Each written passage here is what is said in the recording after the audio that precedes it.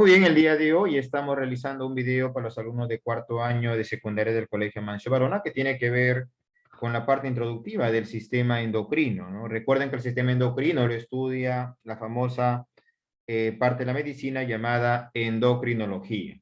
Hay que saber que cuando hablamos del sistema endocrino hablamos de hormonas.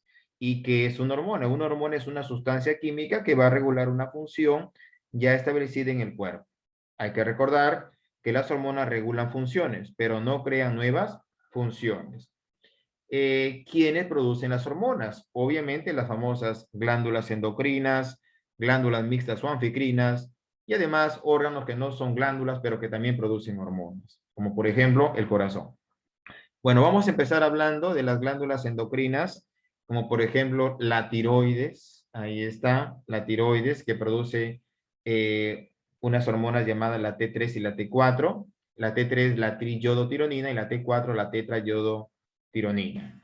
La paratiroides produce una hormona llamada la PTH, que es la famosa paratormona, que se le considera como una hormona hipercalcemiante, es decir, va a elevar los niveles de calcio en la sangre.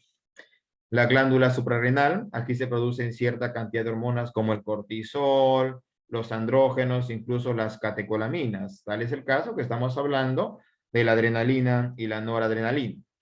Tenemos el timo, que produce una hormona llamada la timosina, que básicamente estimula la maduración de los linfocitos T. También hablamos de la hipófisis. Esta es una glándula espectacular. Se le conoce como la glándula madre o glándula maestra, que está cubierta por meninges y produce cerca de 7 hormonas. También estamos hablando de la epífisis, también llamada glándula pineal, que produce una hormona llamada melatonina, y esa hormona llamada melatonina te induce al sueño. Luego tenemos las glándulas mixtas o anficrinas, que tienen dos porciones, una porción exocrina y una porción endocrina. Por ejemplo, el páncreas tiene una porción exocrina que produce jugo pancreático, importante para la digestión de proteínas, mientras que la porción endocrina está representada por los islotes de Langerhans, que presentan células que producen hormonas. Se produce la insulina, glucagón, la somatostatina, incluso el polipéptido pancreático. El hígado tiene una porción exocrina eh, que produce la bilis, mientras que la porción endocrina va a producir una hormona que se llama somatomedina C. El riñón, su porción exocrina produce orina y la porción endocrina produce hormonas como la renina, incluso la eritropoyetina.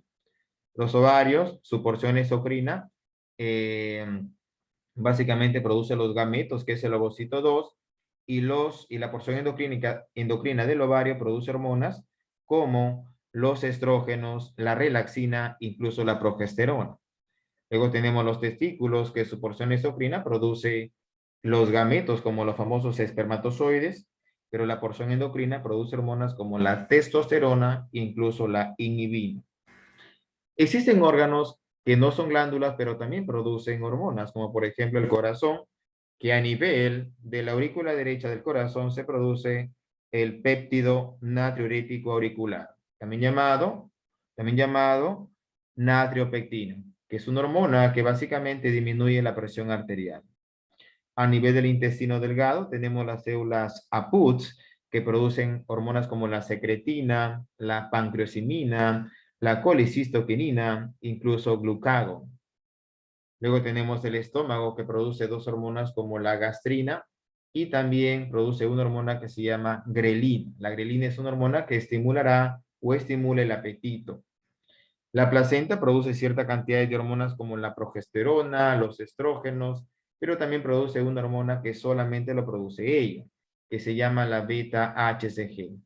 La beta-HCG, que significa gonadotropina coriónica humana, es una hormona que se detecta en un test de embarazo, también llamado pronóstico. Y recuerden que esa hormona, la beta-HCG, solamente lo produce la placenta. O sea, si lo dosamos en orina, posiblemente la mujer esté embarazada porque hay placenta. ¿Ya? Entonces, la hormona que se detecta en un test de embarazo, ¿ya? Que se llama pronóstico, se llama beta-HCG. Vamos a hablar rápidamente de las glándulas mixtas o anficrinas, que ya lo habíamos mencionado, que presentan una porción exocrina y una porción endocrina. tenemos el páncreas. Habíamos mencionado que su porción exocrina produce jugo pancreático, pero la porción endocrina está representada por los islotes de Langerhans, que está formado por células. Recuerden que los islotes de Langerhans representan el 1% del peso total del páncreas. Las células alfa producen glucagón, las células beta producen insulina, las células delta producen somatostatina. El hígado, la porción exocrina produce la bilis, pero la porción endocrina produce la somatomedina C. El riñón, la porción exocrina produce orina y la porción endocrina, miren, ve, presenta las células yuxtaglomerulares que van a producir una hormona llamada renina, que básicamente aumenta la presión arterial. Las células Purkinje producen la eritropoyetina o EPO. Hay que recordar que las células Purkinje también se le llaman células lasis. Lasis. Producen la eritropoyetina o EPO, que es una hormona que estimula la eritropoyesis, o sea, la formación de glóbulos rojos para la sangre. El calcitriol, que es la forma, bueno, es la vitamina D activada, ¿verdad? A nivel del riñón. Los testículos tienen una porción exocrina que producen los espermatozoides y la porción endocrina produce hormonas. Por ejemplo, las células intersticiales de Leydig producen la famosa testosterona, mientras que las células de Sertoli, que forman la barrera hematotesticular, van a producir la famosa inhibina. Los ovarios, la porción exocrina produce los ovocitos 2, mientras que la porción endocrina produce hormonas como los estrógenos, la progesterona, la relaxina, que relaja la sínfisis púbica en el momento del parto, y la inhibina, ¿no? Que va a inhibir a la folícula estimulante. La inhibina inhibe a la folícula estimulante. Las hormonas, como bien he mencionado, las hormonas se le considera como el primer mensajero químico. Ahí está. Estas hormonas actúan sobre órganos diana, o también llamado órganos blancos. ¿Ya? Actúan sobre los órganos diana, órgano blanco, porque estos órganos tienen los receptores para dicha hormona. Entonces, ahí actúan las hormonas, ¿ya? A nivel del órgano diana o tejido blanco. Órgano diana o tejido blanco. Muy bien. Recuerden que las hormonas regulan funciones ya establecidas en el cuerpo, pero no crean nuevas funciones. Solamente modifican las ya existentes. Recuerden que su velocidad de acción es lenta. En el caso de las hormonas, puede durar horas o a veces pueden tener una larga duración, ¿no? Puede durar días o meses en el caso del embarazo, por ejemplo. Recuerden que las hormonas se metabolizan en el hígado, ahí se descomponen, ahí se degradan y son excretadas por el riñón a través de la orina. Son muy potentes a bajas concentraciones, tal es el caso que la unidad de medida de las hormonas son en picogramos, ¿no? Son muy potentes a bajas concentraciones. Existen dos tipos de mecanismos de acción, ya sea de las hormonas liposolubles y de las hormonas hidrosolubles, ¿no? Hay dos tipos de mecanismos de acción. Y finalmente, las hormonas que se vierten a la sangre se van a llamar hormonas circulantes. Ya las hormonas que se vierten a la sangre se van a llamar hormonas circulantes, como lo vamos a ver a continuación. Los efectos. Existen dos tipos de hormonas, las hormonas circulantes que se depositan directamente a la sangre y las hormonas locales que se depositan en el intersticio, ¿no? O sea, en el espacio entre dos células. Muy bien, por ejemplo, tenemos acá el hipotálamo que produce la oxitocina, que luego desciende a la oxitocina y se acumula aquí en la neurohipófisis. Cuando la mujer está a punto de dar a luz, por ejemplo, ya, esta oxitocina se libera, va por la sangre, mira, y llega al útero. Recuerden que el órgano blanco de la oxitocina es el útero, porque va a desencadenar allí la contracción para favorecer el parto. Entonces, esta oxitocina se deposita a la sangre, viaja hasta el útero y desencadena la contracción del útero grávido en ese momento para favorecer el parto. Por eso es que a la oxitocina también se le llama hormona del parto. Como estamos viendo ahí, la hormona se deposita a la sangre y por eso le llaman hormona circulante, ¿ya? Porque tiene que llegar al útero. Ahora, una característica de estas hormonas circulantes es que actúan a grandes distancias, ¿no? Imagínense del hipotálamo hasta el útero en la mujer. Claro, para el tamaño de esa hormona debe ser una distancia enorme. Por eso es que actúan a grandes distancias, ¿no? Para el tamaño que tiene esa hormona y llegar al útero es una distancia enorme, pues obviamente, ¿no? En cambio, las hormonas locales que se depositan en el intersticio pueden provocar dos efectos. Un efecto paracrino y un efecto autocrino. ¿Cuándo es el efecto paracrino? Cuando la célula que produce la hormona, miren, ¿ve? Ya, cuando la célula produce la hormona y esta hormona va a ser captada por las células vecinas. En este caso, las células vecinas tienen los receptores para dicha hormona y se activan. ¿Ya? Es un efecto paracrino cuando va a activar a las células vecinas, ¿no? Por ejemplo, una hormona que activa las células vecinas sería la histamina, un efecto paracrino.